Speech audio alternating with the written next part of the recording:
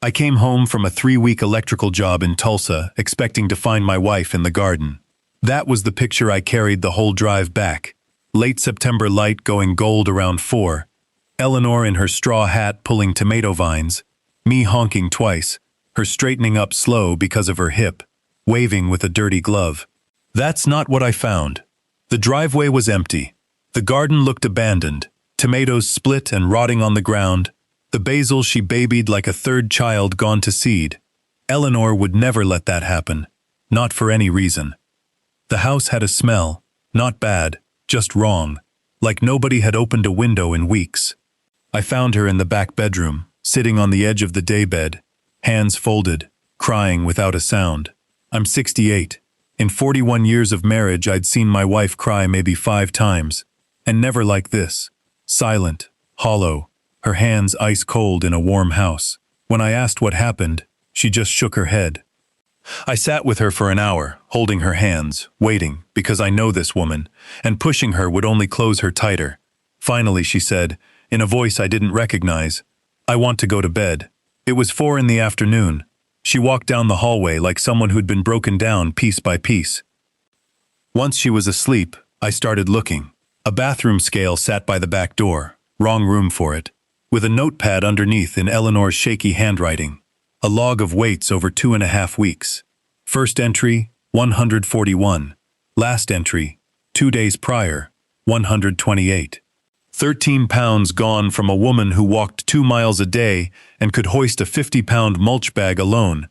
My hands, steady through 36 years of climbing poles in ice storms, started shaking. The fridge was nearly empty. Spoiled milk, 3 unopened expired yogurts, a jar of pickles. This from a woman who kept a kitchen the way other people keep a shrine. In the trash I found a styrofoam container from the diner on Route 9. A name written on the lid in Sharpie. Not Eleanor's. Marisol's. My son Daniel's wife of 9 years. The one who'd volunteered so sweetly to look in on Eleanor while I was gone. Family takes care of family. She'd told me. I'd thanked her. I went to the garage and pulled up the security camera app I'd nearly forgotten about. Hundreds of motion clips. I started scrolling through the 3 weeks I'd been away. Marisol's blue Honda, parking so it blocked the view through the front window, coming and going at odd hours. 10 at night, 6 in the morning. Small bags in, different bags out. One clip stopped me cold. Our neighbor Mrs. Hennings walking up with a covered dish. Marisol blocking the doorway with a tight smile, sending her away confused. The next morning at 6 a.m., the camera caught Marisol carrying that same dish back out to her car. I'd watched my daughter-in-law systematically cut my wife off from every living soul on the street. I didn't sleep. I went through the mail Eleanor had left in the wooden bowl by the door. Underneath the bills, a bank letter confirming a new authorized signer on our checking account, Marisol, dated 2 weeks earlier. I don't bank online. I write checks. I balance a paper register. I had authorized nothing. Next, a letter from our financial advisor confirming a processed withdrawal request from our IRA, $22,000, pending Eleanor's signature, already received. Then, a credit union letter, a $40,000 line of credit opened against our home equity. I had to walk the kitchen twice before I could sit back down. At the bottom of the bowl was a folded sheet of yellow legal paper, Eleanor's handwriting, but shaky now. A list of everything she'd signed over in 3 weeks. The last line was the deed to our house. Underneath, in tiny letters. I am so sorry. I didn't know how to stop her. I put my head down on the table and cried like a man who'd just understood something he didn't want to understand. My wife had been scared, alone, in her own home, of someone we'd welcomed into our family. When I stopped shaking, something colder and steadier took its place. I am not a violent man, but sitting there at 3 in the morning, I understood exactly why some men become one. I didn't become one. Instead, I made a list. Our lawyer, Carlton Pewitt, first thing at 8. The bank when it opened. Deputy Reyes, who ran the county's elder fraud unit. I still had her card from a talk she'd given Eleanor's bridge group. And, hardest of all, figuring out what my son knew. At 5, I cooked breakfast. Bacon, eggs, toast, grapefruit with sugar, the way Eleanor likes it, and brought it to her on a tray. She looked at it and started sobbing, real sobs this time, years of held breath coming loose. She told me why she'd stayed quiet. Marisol had convinced her I had a bad heart, that the stress of knowing would kill me, that then it would be just the two of them forever. Marisol had shown her photos on her phone, claimed I'd met someone in Tulsa and wasn't coming back. She'd come at night with papers, said it was to protect the house from debts I'd supposedly run up. None of it was true, and I told her so, looking her dead in the eye until she believed me again. I locked every door, chained the front, wedged the slider, checked every window. I told her, stay in bed, don't answer the door or the phone, let me handle everything, but write down everything Marisol said and did. We'd need it. Then I spent the morning figuring out how to download every camera clip onto a thumb drive. At 8, I called Carlton's office. His secretary heard something in my voice and got me in for 10. I called Deputy Reyes and left a message. Then I drove to the bank. Tatum, the branch manager I'd known 15 years, looked at the authorized signer letter and asked me straight, had someone been taking advantage of my wife? Family member? Yes. She froze the account, opened a new one in my name only, and pulled 2 hours of transaction history. ATM withdrawals I'd never made, checks to cash, transfers into an account that traced back to Marisol personally, including a $9,000 withdrawal in a single day, conveniently just under the federal reporting threshold. That told me this wasn't her first time doing something like this. Carlton listened to the whole story with his eyes closed, the way he always does. When I finished, he opened them and told me plainly, this wasn't a family dispute, it was multiple felonies, and he needed to know whether I wanted this handled quietly within the family or wanted her to face full legal consequences.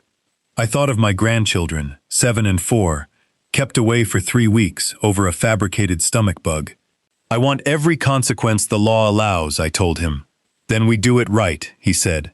No confrontation, no tipping her off, 48 hours to build an airtight case.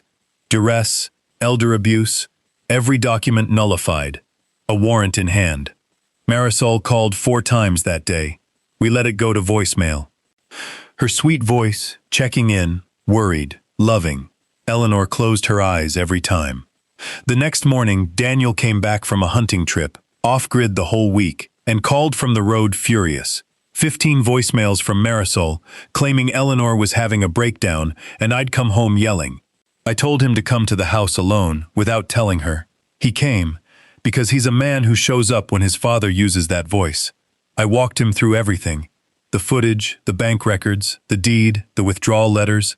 He went quiet, then physically sick. He'd been told Eleanor was depressed and embarrassed, told to stay out of it. He didn't know about the money. He thought $15,000 that appeared in their savings was a real estate commission Marisol had earned. It wasn't. I watched my son's face age 5 years in a single conversation, and I knew, the way I've known that face since the day he was born, that he hadn't been part of it. I told him what I needed, nothing, for one more day. Act normal. Don't warn her. He agreed, then asked what to tell the kids. Tell them Grandma got sick and is getting better, I said, and next weekend they'll come make biscuits with her. He hugged me like he was 7 years old again. The rest moved fast once it started. Carlton filed the paperwork. Reyes got her warrant. They picked Marisol up at the real estate office on a Friday afternoon, walked her out in handcuffs in front of every coworker she had. Daniel filed for divorce that day and was granted emergency custody that night on the strength of the criminal charges alone. The deed was nullified within a week, the IRA restored within 3, the bank absorbing every dollar that had left the checking account because Tatum fought for us personally with the fraud department. The criminal case took 14 months. Marisol's lawyer argued consent, that Eleanor had freely signed everything, that this was a family financial matter, no coercion involved. Carlton played the security footage of Mrs. Hennings, turned away at the door with her casserole.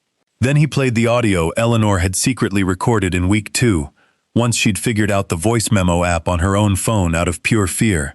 Marisol's voice, sweet as ever, telling her she'd never make it through the winter alone, that she couldn't even cook anymore, that I'd come home and put her in a home and forget her, that Marisol was the only one who'd ever take care of her. So sign the paper. Marisol got 6.5 years, will serve at least 4, owes every dollar back with interest, and is barred from coming within 500 feet of Eleanor or the grandchildren for the rest of her life. Eleanor didn't bounce back overnight. Nightmares for months. She wouldn't stay alone in the house at first. She saw a counselor at the county senior center who specialized in elder abuse every week for the better part of a year. Slowly, the weight came back. The next spring, she started gardening again. She's still the strongest person I've ever known, but she's different now. Quicker to lock a door, a little more careful with people who are a little too generous. Daniel moved in with us for 3 months while the divorce finalized. His old bedroom, the kids in the guest room, Saturday mornings full of cookie flour and noise. He and I rebuilt the back deck together that fall, mostly in silence, and somewhere in the sawdust and the shared work we found our way back to okay. I think about that drive home from Tulsa more than I should. 300 miles of country radio and gas station coffee, picturing my wife safe in the dirt among her tomatoes, having no idea what I was actually driving toward. What I learned that year is this: every single thing that happened to Eleanor happened because someone made a choice. Marisol chose to volunteer. She chose to walk in with that first set of papers.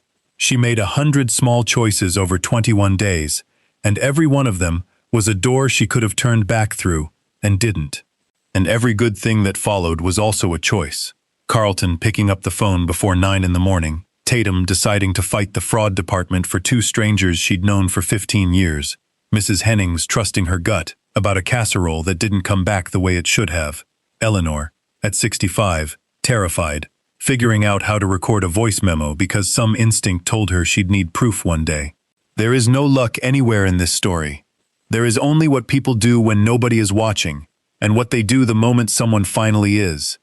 If you have parents in their 60s or 70s, even the strong ones, even the ones who insist they're fine, check on them yourself. Not through the person who so generously offered to check on them for you. Show up unannounced. Call the landline, not the cell. Notice if the handwriting on the grocery list has started to shake. Notice if the garden's gone to seed. And if you're the one in your 60s or 70s, and someone in your life has started managing who gets to reach you, answering your phone, turning people away at your own front door, telling you things about your husband or your children that don't sit right in your gut, trust that feeling. Find a way to make one phone call. Find a way to leave one note somewhere it'll be found. The person who loves you and lives far away wants nothing more than to know. And get a camera. A $40 camera in the eaves of a garage gave me 3 weeks of proof that put a predator behind bars. You don't need to check it every day, you just need it there. A month after Marisol's sentencing, Eleanor and I were out pulling dead annuals on a cold gray November morning. She straightened up slow, the way she always does, dirty glove on her hand, and told me what had kept her holding on through all 21 days alone in that house. He is going to come home, and he is going to know. I put my trowel down for a minute. I came home, I told her. I always will. I know, she said, and went back to weeding. So did I. The light was thin and gold, the tomatoes that survived the frost still red on the vine, and my wife was beside me, and we were home.